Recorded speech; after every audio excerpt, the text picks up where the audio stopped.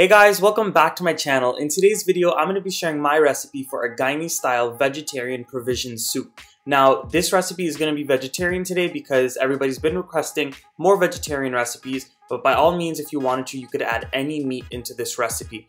Now, it's very simple. It just requires a few different provisions or root vegetables, some dumplings, and I'll show you guys how to put it all together. So let's get into it.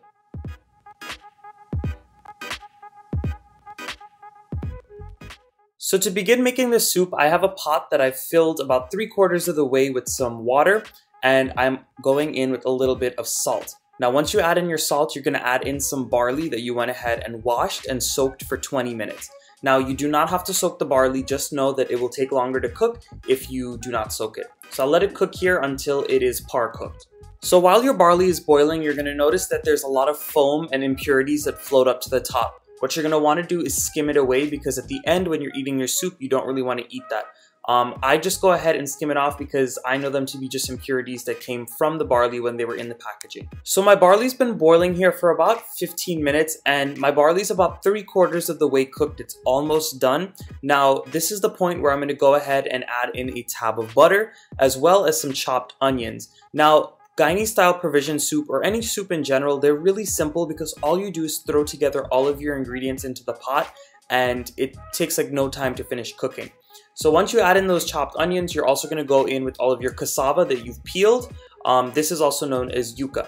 Now I added in the yuca or the cassava before any of the other provisions because they do take a little longer to cook than the other ones. I'm also going in with 1 wiri pepper. Now while my cassava gets a head start in the boiling process, I'm going to go ahead and work on my dumplings or my duff that's going to go inside of the soup. So what I'm doing here is I added in a little bit of salt and a little bit of baking powder into some all-purpose flour. Now once you mix the baking powder and the salt into the flour, you're going to go in with a little bit of water until you get a semi-stiff dough. You're looking for a sada roti texture here. If you want to see how that texture is, go ahead and check out my sada roti video.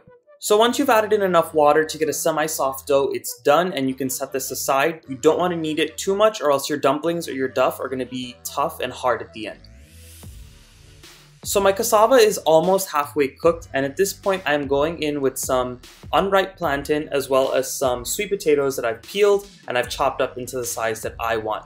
Now at this point I'm also going with my okra because I know that the okra is going to take a little while to cook.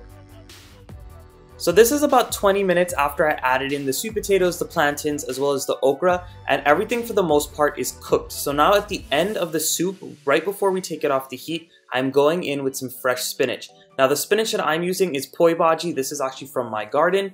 If you wanted to, you could use regular frozen chopped spinach, or you could even throw in some leaves of the chopped baby spinach as well. If you wanted to as well, you could have added in some kale prior in the process so it could have cooked down as well. So being that I used fresh spinach and I used fresh bhaji at that, I allowed this mixture to boil and simmer for about 5 to 6 minutes just so the spinach could cook down a bit. And then now at this point, I'm going in with my duff or my dumplings. So basically, I'm just taking a little portion in my hand, probably about a tablespoon to a tablespoon and a half, and I'm rolling it into a ball and then I'm flattening it into a log shape. And basically what you want to do is add all of your dumplings or your duff in, and you're going to know that they're all done cooking once they all float to the top and puff up really well.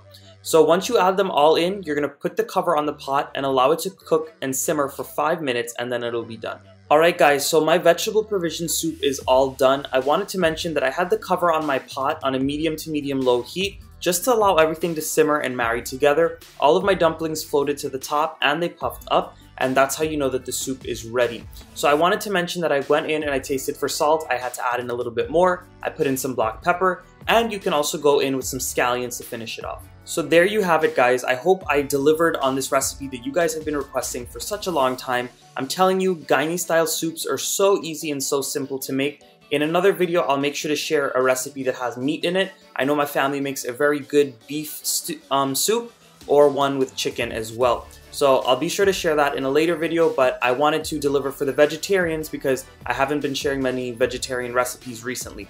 So again, before you take it off of the heat and you serve it, make sure you taste it for salt and seasonings and make sure it's up to par.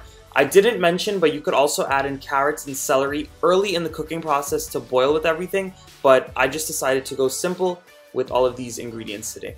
Alright guys, I really hope you enjoyed this video and you go in your kitchen and try out this delicious soup. Go ahead and subscribe to my channel if you're not subscribed yet. Give this video a nice big thumbs up and leave all of your awesome comments down below. I'll see you guys again with my newest recipe.